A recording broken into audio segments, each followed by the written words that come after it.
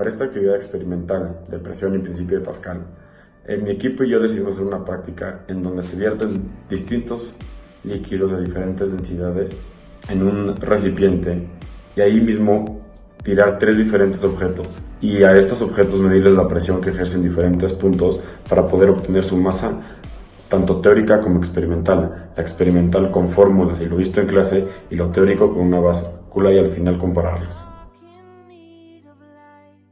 Para el experimento lo que utilizamos fue miel, agua, aceite, densímetro para calcular su densidad. También utilizamos una probeta, báscula digital, vernier, borrador de migajón, cilindro de plástico y barra de silicón. Para hacer el experimento, primero sacamos la densidad, como ya dijimos, de los 3 líquidos para poder saber en qué parte iba a quedar cada una. Después sacamos la densidad de los objetos para que llegaran a diferentes capas de estos 3 líquidos.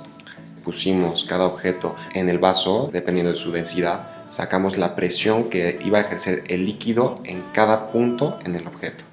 Para el análisis teórico no podemos decir que conociendo las densidades de diferentes fluidos y calculando la densidad de los objetos a sumergir en dichos fluidos, podemos predecir en qué punto va a quedarse estático cada objeto o bueno, en qué punto va a llegar a un equilibrio. Lo anterior se puede realizar con la ayuda de la fórmula de la densidad, que se define como ρ es igual a masa sobre volumen de cada objeto.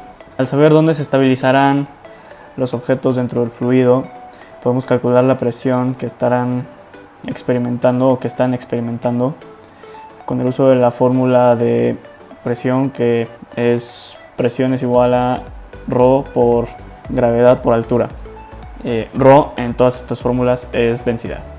Conociendo ya la presión ejercida sobre un objeto en la superficie superior y en la inferior, podemos utilizar el método de diferencia de presiones con la fórmula de diferencia de presión por altura es igual a fuerza, donde la fuerza termina siendo el peso, y entonces con esa fórmula de diferencia de presiones podemos sacar el peso, y con el peso podemos sacar la masa de cada objeto. Dentro de los resultados de la práctica, primero tenemos las densidades. Las de los líquidos fueron medidas con el densímetro y las de los sólidos fueron calculadas con la fórmula de densidad, que es densidad igual a masa sobre volumen. Se colocó primero el líquido más denso, que fue la miel, después el agua y por último el aceite, para que de esta forma no se mezclaran y se notara la diferencia. Después se agregaron los objetos y, como era de esperarse, la goma, que era la más densa, se fue al fondo, el silicón quedó justo entre el aceite y el agua y el cilindro quedó justo por encima de la miel, pero no entre la miel y el agua. Este fue un dato importante para obtener los siguientes cálculos, que fueron de presión y masa. Primero sacamos la presión en el punto PA, que era la del aceite, sustituyendo en la fórmula densidad del aceite por gravedad por 0.07 metros, que resultó en 624.89 pascales. Después en el punto 1, que fue la densidad del agua por la gravedad por 0.069, ya que a los 8.3 centímetros le restamos 1.4 del cilindro. A este resultado le sumamos los 624 de PA y resultó en 1301 pascales. Finalmente, para el punto 2, obtuvimos la densidad del agua por la gravedad por 0.083 metros más PA y fue 1438 pascales. Después, aplicamos la fórmula de presión. Restamos P2 menos P1 y multiplicamos por el área para obtener una fuerza que nos dio 0.023 newtons. Esta fuerza la igualamos al peso. Después la dividimos entre la gravedad para obtener la masa, que fueron 2.34 por 10 a la menos 3 kilogramos. En otras palabras, 2 gramos. Para el margen de error nos salió un 13%, que es muy pequeño, pues de valor teórico, masa teórica, nos salió 0.0020 kilogramos y de masa experimental nos salió 0.0023 kilogramos, que es una diferencia tan pequeña de 3 gramos, por lo que creemos que fue bastante acertado y bastante preciso lo que hicimos.